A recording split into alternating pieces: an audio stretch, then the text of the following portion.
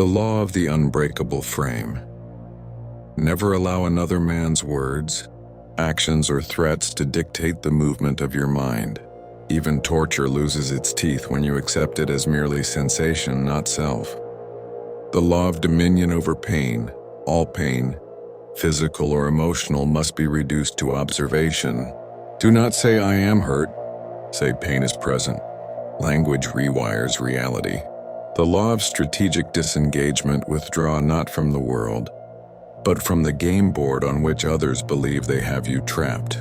Play from a higher plane, invisible to their strategies. These weren't slogans for the masses. These were operating codes for men who intended to rule themselves, and in doing so, become immune to being ruled. If you've ever felt like every self-help message you see is designed to soothe, to placate, to keep you docile, congratulations. You're not paranoid. You're awake. The real Stoic method didn't just make you calm, it made you dangerous. Because a man who cannot be manipulated by fear, bribery, or shame is a man who cannot be hurted. Rome couldn't allow that. And neither can the systems that govern you now. But not all emperors bowed to that control. Some were forged by the code and kept it alive in whispers. Marcus Aurelius, the philosopher king himself, wrote meditations, not as a public diary of kind thoughts, but as a coded reminder to himself of the forbidden discipline he had been taught. When he writes, "You have power over your mind, not outside events. Realize this and you will find strength." The crowd thinks he means stay calm when things go wrong. But the initiated hear the subtext. If you can master your perception, you can make events irrelevant. You can render the world's weapons, fear, insult, deprivation, powerless. After Rome's collapse, this code passed in fragments through warrior monks, secret societies, even Renaissance generals who built their campaigns as much in the mind as on the battlefield. It wasn't taught in universities. It was whispered between men whose lives depended on their ability to remain ungovernable in a governed world. If you've ever wondered why certain historical figures seemed immune to humiliation, to political traps, to the psychological collapse that destroys lesser men, they were drawing from the same well. And now, here's the truth that will either free you or frighten you back into the shadows. That well is still there. The code still works. And once you hear it, you can never unhear it. But understand that this is not positive thinking. This is not emotional wellness. This is the art of becoming untouchable in a world designed to touch you everywhere it can. Once you step through this door, you will start to see the strings in people's words, the hooks in their praise, the traps in their threats. You will start to see how much of your current life is built on the reflexes they planted in you when you were too young to know better. The most dangerous war is the one you do not see. It doesn't happen in the streets. It doesn't leave ruins you can walk through. It happens in your head, and the battlefield is your perception. Marcus Aurelius called it the Inner Citadel. To the untrained, that sounds like poetic imagery, but it was no metaphor, and it was a literal mental fortress, constructed brick by brick through disciplined perception. Every Stoic initiate was taught this. The enemy will breach your gates the moment you confuse your thoughts with reality. Imagine your mind as a walled city. Inside is everything: your values, your will, your peace, your focus. Outside are the storms, insults, demands, threats, losses. Most men leave their gates wide open. Every comment on a screen can pierce them. Every news headline can rattle them. Every manipulation can march right in and take the throne. But the Stoic elite, they learn to close those gates, raise the drawbridge, and post sentries at every wall. Nothing gets in without passing the test. Is this fact, or is it an interpretation designed to provoke me? Is this danger, or merely discomfort dressed as danger? Does this matter, or have I been trained to believe it matters? If the answer was manipulation, the gate stayed shut. Here's the twist. The same psychological principles, the Stoics used to defend themselves, have been inverted, turned outward, and weaponized against you by modern systems of control, governments, media networks, corporations. They've studied the same mechanics of perception, but instead of teaching you to guard your gates, they've engineered stimuli that bypass your defenses entirely. They know that fear is the fastest route past the walls. They know that outrage burns your energy faster than any physical battle. And they know that if they can make you believe every discomfort is a disaster, you will keep your gates open for them, every single time. Think of the social feed you scroll through as a battering ram. Every outrage headline, every engineered controversy, every viral humiliation, and they're not accidents. They're precision strikes against the weak points of your inner citadel. A scandal to make you feel moral outrage, a disaster to make you feel fear, a success story to make you feel envy. Each one bypasses your rational mind and lodges itself in the emotional throne room before you even realize you've been breached. This is not entertainment. This is siege warfare. If Marcus were alive today, he wouldn't be scrolling, posting, reacting. He would be watching quietly, like a commander scanning the horizon for troop movement. He would recognize that every glowing screen is a battlefield, where you either control your perception or you surrender it. When he wrote, "If it is endurable, then endure it. Stop complaining," he wasn't telling you to be passive. He was teaching you to remove the emotional lever that your enemies could pull. He was teaching you to remove the emotional lever that your enemies could pull. Because here's the reality.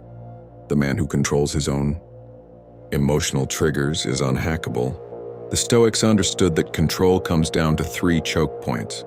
Attention, what you focus on grows in power. A ruler can destroy you simply by monopolizing your focus on fear. Interpretation, every event passes through the filter of your perception before it becomes reality. Whoever controls the filter controls you. Response: most men respond reflexively. The Stoic responds deliberately, turning every attempted breach into wasted effort for the enemy. Modern systems target all 3. They flood your attention with noise. They distort your interpretations through narrative, and they pressure you to react before you've thought. The way to reclaim sovereignty is to invert the inversion, to take back the code and aim it at the very forces that have been aiming it at you. Attention, discipline. Starve the siege engines by denying them your gaze. Stop giving oxygen to every fire they light. Interpretation mastery. Treat every piece of information as potential propaganda until proven otherwise. Disassemble the emotional payload before it detonates. Response control. Delay your reactions. Force every move to be strategic, not reflexive. Let the enemy strike empty air. This is not retreat. This is the high ground. From there you decide which battles to fight, and most of the time, you will watch your enemies waste their strength on shadows. Epictetus had a drill for this. Whenever a student reported being insulted, he would say, "Where is the injury? Show me." The student would stammer, "In my mind, I suppose." And Epictetus would reply, "Then guard the mind. The insult is nothing until you make it something." Modern culture teaches the opposite: to find injury in everything, to amplify it, to make it the center of your identity.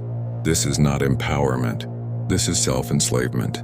Once you see the architecture of psychological control, it becomes laughable. Fear headlines, shame campaigns, outrage mobs. All of them are just actors pounding on your gates, hoping you'll let them in. Here's the move the Stoics made that modern men have forgotten. They realize that the enemy outside the wall is powerless unless you invite them inside. You have now been told what was never meant for the crowd. You have seen how the inner citadel works, and how the enemy uses it against you. This is the moment where you cross the line.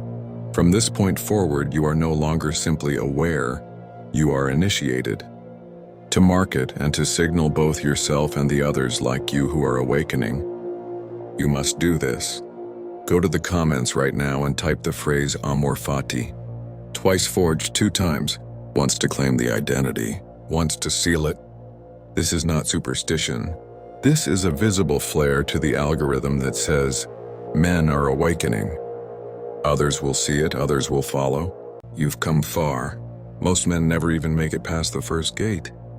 They get stuck in the comfort of the crowd, safe in their distractions, safe in their chains, safe in the warm paralysis of obedience. You have crossed the second gate. You've seen the inner citadel. But there's one more door, and this one doesn't open with whispers. It opens with fire. And on the other side is the man you were meant to be, the one who bows to no master, fears no chaos, and sees the world for what it is, a battlefield of perception. Forget the fantasy that someday things will get better. The collapse isn't coming. It's here. Look around. Empires rotting from within. Leaders who speak in riddles to hide their emptiness. Mobs chasing outrage like addicts needing another hit. The institutions you thought would protect you are now tools to pacify you. They don't want warriors. They want consumers. They don't want philosophers. They want followers. And the easiest way to control a man is to control the lens through which he sees the world. The Stoics knew this. That's why their first command wasn't be kind or be patient. It was, see clearly. If you see clearly, if you remove the fog of propaganda, fear and emotional bait, you cannot be controlled. You will recognize every rope they throw as a leash, every gift they hand you as a chain. And when you see clearly, you stop asking, what will they let me do? You start asking, what will I allow them to think they can take? If the first step of your awakening was knowledge, and the second was defense, then the third is transformation. The forging happens in 3 phases. The purge, strip away every belief, habit, and reflex that was installed in you by someone who profits from your compliance. Ask, did I choose this belief or was it given to me? Ask, does this reflex serve me or does it serve them? The conditioning, train your perception daily until no event can force you to flinch. Cold exposure, fasting, silence, not as trends, but as drills to show your mind it can't be broken. Replace I can't with this is only sensation. The projection. Act from your own code, not from the bait they dangle. Every choice should be deliberate. Every reaction should be delayed until it is shaped into a weapon. Here is the ancient operating code, condensed from the fragments they could never burn. I own my mind. Nothing enters without my consent. I own my time. No one dictates where my attention goes. I own my suffering. It will serve me, or it will be discarded. I own my death, and therefore I own my life. This is not poetry. This is law. And the moment you start living by it, you will watch as the walls they built around you turn to smoke. You must accept this. Once you are forged, you will never again fully belong to the herd. You will see them chasing distractions like cattle chasing shadows. You will hear their voices echo with the slogans they've been fed. You will want to wake them, but most will fight to defend the chains that bind them. So do not waste your fire on the unwilling. Find the others who have built their own citadels. Stand with them. And from that brotherhood, project strength into the chaos. Rome teaches one last lesson to those who would be sovereign. Even emperors fall. Even empires crumble. But the man who governs himself outlives them all. When the marble cracks, when the banners fall, when the coins are worthless and the statues topple, the sovereign Stoic walks through the dust unbroken because his empire was never built on sand. Understand this, the most dangerous rebellion is not a riot in the streets. It is the man who refuses to be baited, refuses to be shamed, refuses to be herded. He speaks when it serves him. He acts when it matters. He bends only to his own code. And in a collapsing world, that man becomes the most dangerous force alive because he cannot be controlled and he cannot be bought. If you've come this far, you've already crossed the point of no return. You have seen the architecture of control. You've sealed your initiation, and now you stand at the edge of your own forging. The oath is simple. I will not be breached. Say it quietly now. Then again louder in your own words. This is the only flag you ever need to raise. From here, every day is training. Every day is another layer of stone in your inner citadel. Every day is a test. Will you react like the herd, or will you stand like the sovereign? Remember, the collapse will take the distracted first. It will take the fearful next. And it will never touch the men who govern themselves. Carry the code. Guard your gates. Walk through fire without flinching. And when you find another who speaks the same language of stone and steel, you will know you are not alone, because the brotherhood of the sovereign, Stoic, is small, but it has outlived every empire that thought it could govern them. And now you are one of us. Marcus Aurelius knew. If you could not be shaken, you could bend chaos itself. He trained as a general of the mind. Every thought a soldier, every reaction a formation. Enemies expected anger. He gave them silence. They attacked his body. He guarded his command over pain. Pain was never the enemy. Loss was never the enemy. Dependency was the enemy. The inner citadel was built for siege. But Marcus learned, a fortress that cannot be taken can choose when to strike. He could walk into chaos, and chaos bent around him. When generals plotted, he heard them. He studied them. He did not move until the moment would end them. When the plague spread fear, he stood in the square, calm, and the people caught his calm like fire. This was power, contagious composure, an unspoken command. The public saw patience. The truth was war. Calm was not kindness. It was control. The inner citadel became a crown no one could steal. And here is the danger. Modern powers saw it, and they took it. They study the same code, the same principles Epictetus gave to emperors, but they don't use it to free you. They use it to rule you. They have built their own citadels, in corporations, in governments, in media. The same tactics Marcus used to resist manipulation are now weaponized to manipulate you. You think propaganda is chaos? It's precision. Your outrage is planned. Your distraction is scheduled. The code says control perception, and you control reality. They control the frame. They decide which storm you see, and which silence you never hear. You are trained without knowing. Your reflexes are conditioned. Every notification, every headline, every breaking news pulse, a knock at your gates. You open them, they walk in. They know you cannot ignore your desires, so they flood you with them. They know you cannot ignore your fears, so they drip-feed you new ones. The Brotherhood built men immune to this. Modern power dismantles men to feed on it. They teach a bastardized stoicism, just enough calm to accept your place, never enough will to change it. They preach don't be political. They mean don't notice. They preach accept what you can't control. They mean stop trying. But the original code, the Emperor's Code, was never about surrender. It was about sovereignty. Marcus accepted death because he had trained to be untouchable in life. Epictetus accepted chains because he had broken the chain of needing freedom to be free. Modern systems want you calm, so you never see the cage. This is why the citadel must be rebuilt, not as their walls, as yours. You must own your attention. The code begins there. When the news screams, do not flinch. When trends demand your opinion, do not give it. Reserve your energy. Command your focus. Starve the parasite. Every time you refuse to react, a brick returns to your wall. Every time you delay a pleasure, a tower rises.